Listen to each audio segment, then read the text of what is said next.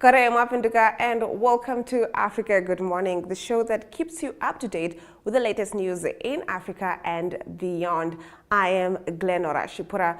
Getting into what you can expect in today's broadcast, the UK agrees to give sovereignty of the Chagos Islands to Mauritius. Liberia's former Finance and Development Planning Minister and others face a murder probe, and former President Ian Khama is back in Botswana after his 3-year self-imposed exile in South Africa. We'll also be talking to Mike Sichula from Zambia, who'll be filling us in on the latest news over there. And for the very first time, Rorisang from Botswana will be joining us to fill us in on the latest news in Botswana. We'll be right back with your top stories after this. Neo Paints has established a 67-year Namibian legacy, creating personalized paint solutions that blend quality and innovation for the Namibian people. We pride ourselves in being a 100% Namibian-owned company, investing in our country and our people by employing and empowering true Namibians. With every brushstroke, Neo Paints commits to our quality guarantee and always delivering a coat of excellence. At Neo Paints, we always stay true to our country. We are as Namibian as you.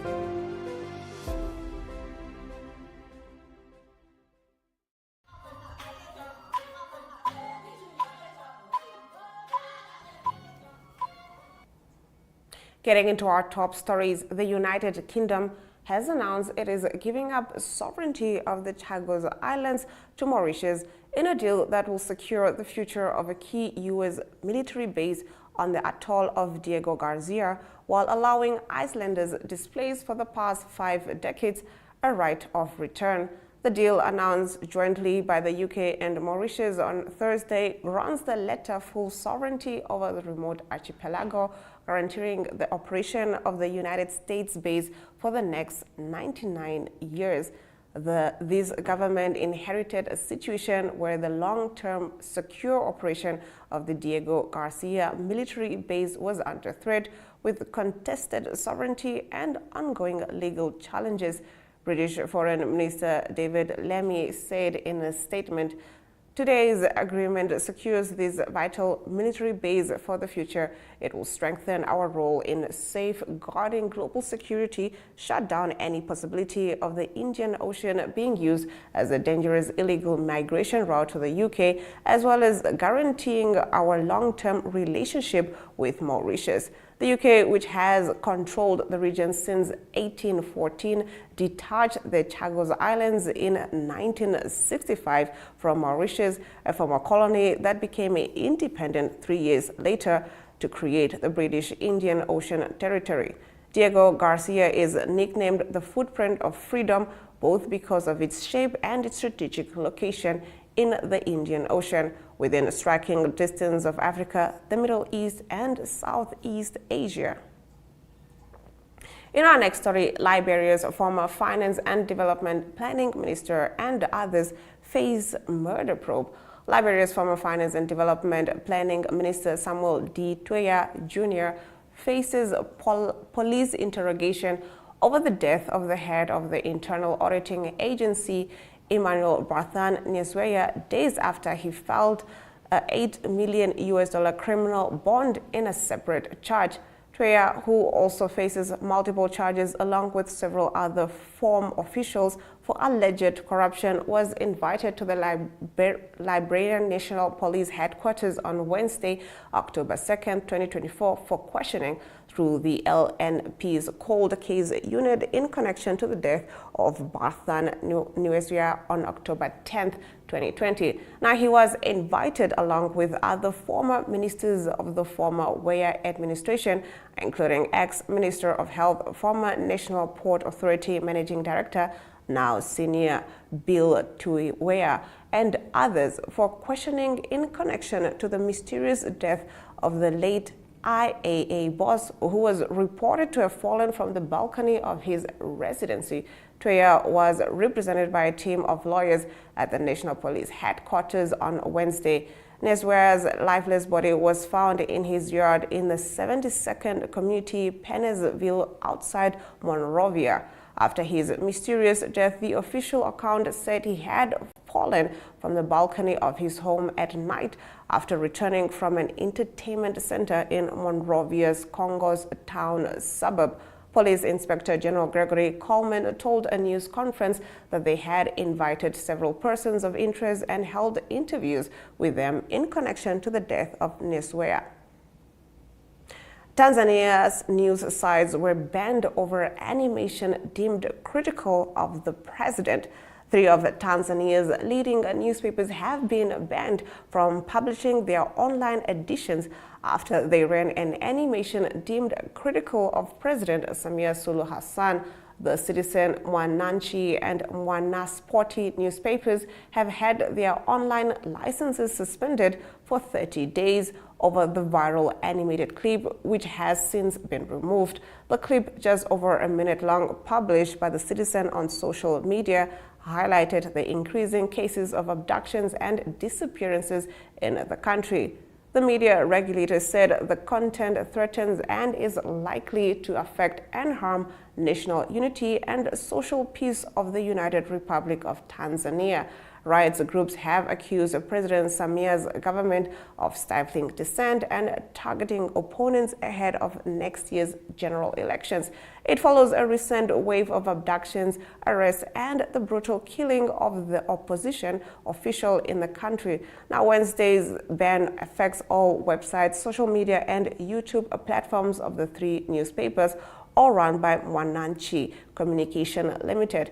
The viral animation by the Citizen, which authorities said violated the country's online communication laws, was published on Tuesday. It depicted a female cartoon character who resembled Samia with her signature hijab. It showed the character switching between different TV stations. In our next story, Russia is considering canceling visas for several African countries. Russia is considering canceling visas for several African countries. Moscow is preparing agreements on a visa-free regime with 9 countries in Africa and the Middle East, according to Alexei Klimov, head of the Consular Department of Russian Diplomacy. The timeline for finalizing the agreements remains uncertain as negotiations with partner countries are progressing at different stages. Klimov assured that updates on advancements in this area would be shared once they are formalized in bilateral agreements. Now, previously, the Russian Foreign Ministry announced that Russia was in talks to simplify visa regimes with several African nations, including Zimbabwe. Moscow already has visa-free regimes with Angola, Mozambique, Malawi, Sao Tome and Principe, Tunisia, and Morocco. Russia has been making inroads in Africa, particularly in the Sahel countries that have experienced coups. Now, that brings us to the end of our top stories. On the other side of the break, we'll be talking to Mike Sichula, who'll be filling us in on the latest news in Zambia.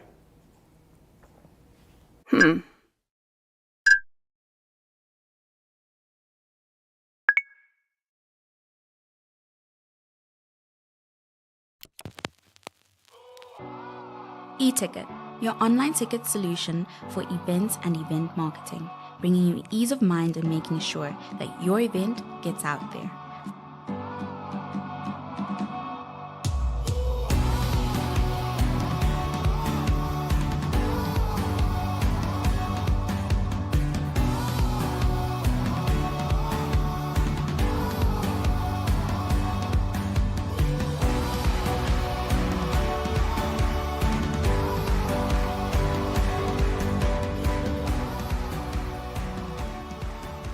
For more information, contact events@nhom.na.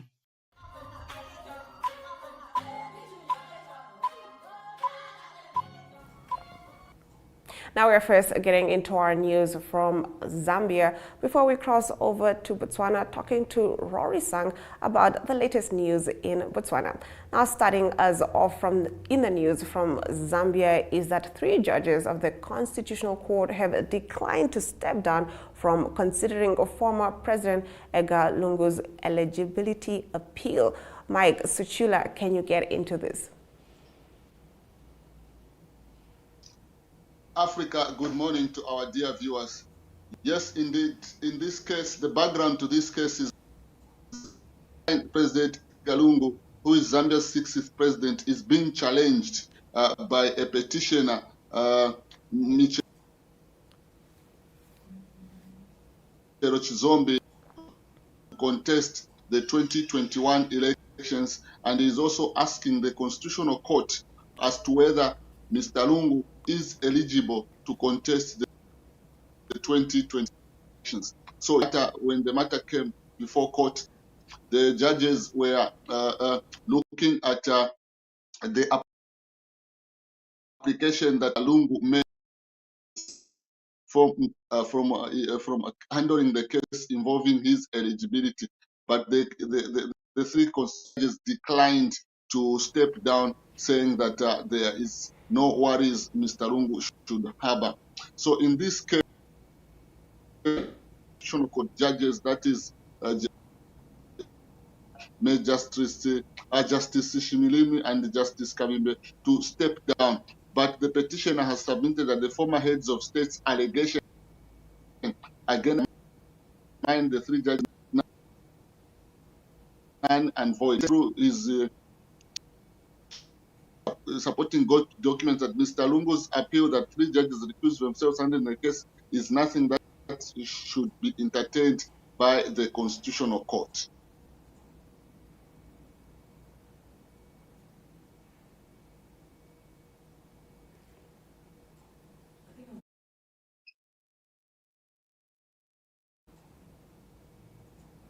You wanted to take a walk. He's going to tie no, you have the right to walk, but you can't walk around the court premises. No, he's not walking around the premises. Look, I went there. They told me, we know. This is the listen, Your Excellency. Listen. Let's not be arguing in public all the time. Excuse me. Yes, this way. You can drive. You came driving. Why should you walk out? Yes, the vehicles are here. What is the vehicle? You can drive out. What is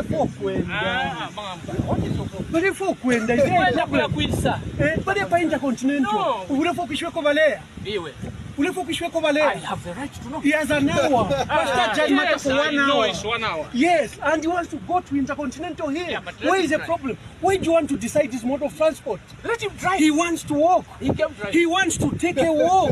He can drive. Let him drive. So you want to make a road show? No, I'm not making a road show. He wants to take a walk. Okay, he has 1 hour. If you want to chat with us here, let's chat. But you're not going out. Unless if you are why? This is an exit. Why? Why are you deciding what transport you should use? Why? Who are you to decide that? It's not your show. No. No, it's good for the press. No, President, but that's not good. No, let him drive. He kept driving. Why should he walk? He needed to take a walk. You're not exiting here if you want to walk. Police declined him to walk out of the court premises. They were saying that he needed to drive instead of walking there because they were fearing that once he started walking to the hotel, a lot of people are going to converge around it and cause a disturbance to public transport. Getting into your next story, in a rather peculiar story, pathologists have exhumed the body of a female person who died in 2019 but was reported to have resurrected. What is going on here? What happened here? So Fenlop Mbewe, 21, committed suicide in 2019 and was buried the following day. Last month, her father claimed that her daughter had resurrected, prompting the Eastern Province Police Commissioner to involve the pathologists to settle the case. So according to the parents of the deceased, before burial, there was a strong wind at the graveyard, prompting people to scamper, leaving the coffin. There she is in the picture with a police officer after she was discovered. So after some time, people went back and concluded the burial process. Then the family, when the burial process was done, they started encountering strange things at home, where sometimes they would find food that was left over missing, and sometimes they'll find strange noise and the like. So they then involved the church, where pastors indicated that the daughter was actually alive and living around the border of Malawi. So her father went to pick her up after a relative spotted her along the Zambia-Malawi border in Chipangali on August 24th this year. So the pathologists have since found the bones in the grave, and the results of the DNA are being awaited. But the person who was said to there in the picture, in the center there with her family members. But cases in Zambia are also common, where someone dies and they're said to have resurrected. But this particular one is unique because the person who actually was said to have died is actually alive, as we can see in the picture there.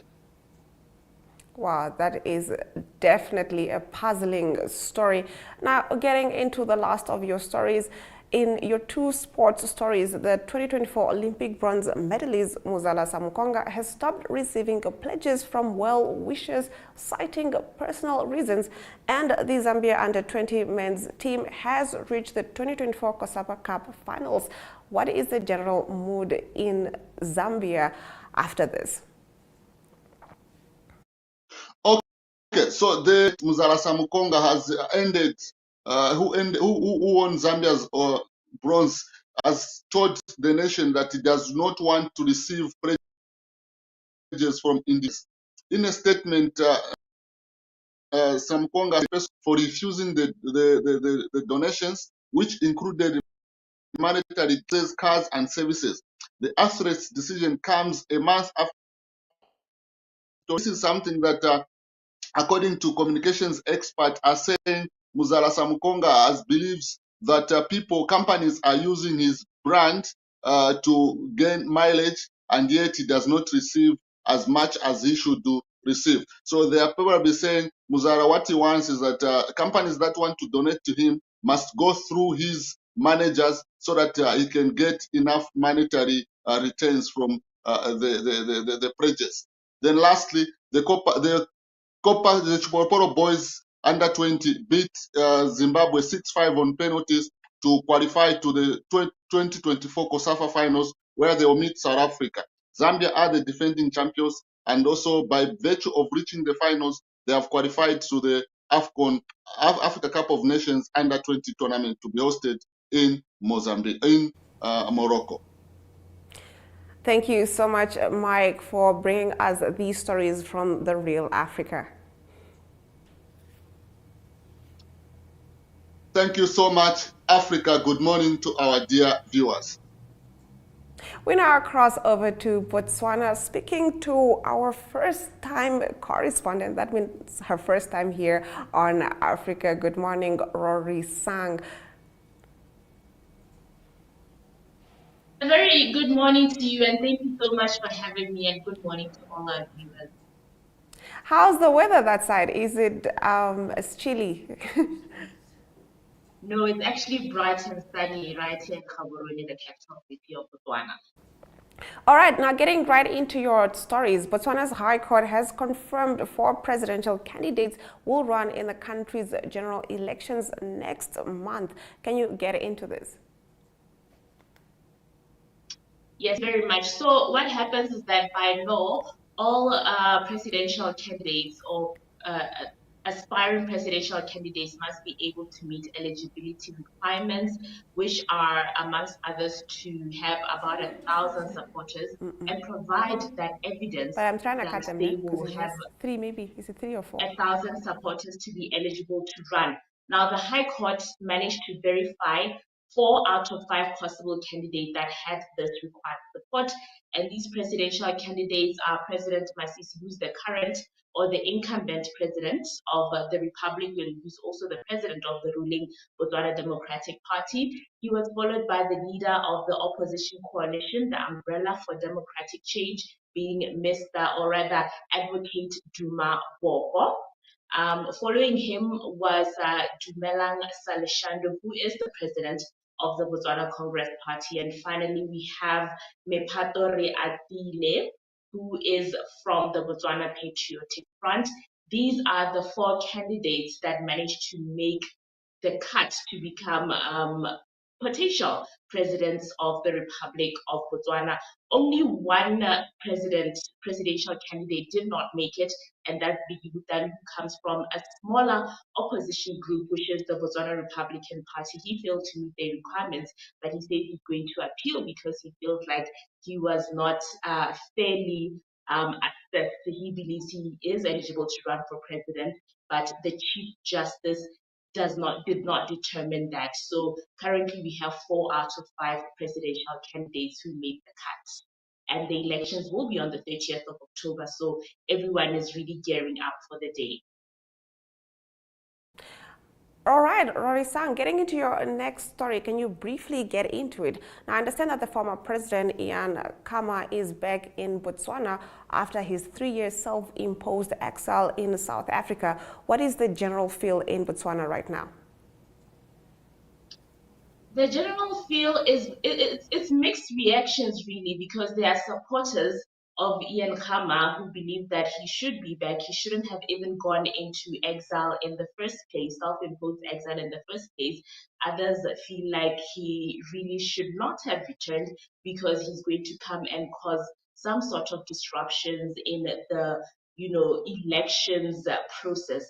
But the general aspect of things is that he's back after nearly 3 years of being away, and he says he's coming back to fight charges that were imposed on him, which was the reason why he ran away in the first place to South Africa, because he says he's being persecuted by the current president. Now he's back, he's saying, hey, I'm here to fight these charges. Not only that, but because he had a fallout with the current president, he wants to remove the current administration from power and also regain his seat as a chief, because he is a chief by birthright in a village called Sorowe. So he's back. He says he's no longer hiding, and everybody is just waiting to see what's going to happen, especially because Botswana is going to general elections on the 30th of October. All right, thank you so much, Rorisang, for bringing us these stories from Botswana. Unfortunately, we do not have a lot of time to tackle all of them. Rorisang will be our new correspondent from Botswana, so do look out for that. Let's take a look at the weather predictions.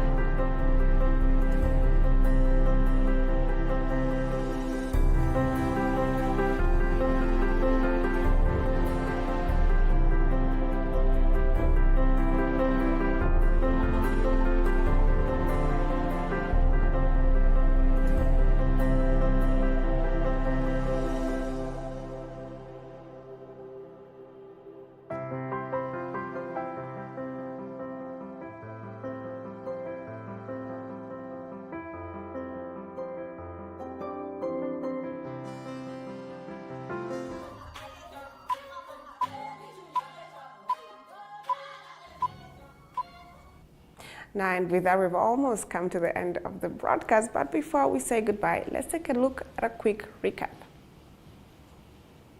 The UK agrees to give the sovereignty of the Chagos Islands to Mauritius.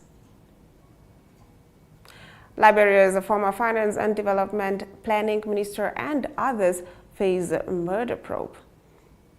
Thank you for tuning in and watching Africa Good Morning on this beautiful Friday morning. From me, Glenn Rashipura. Until next time.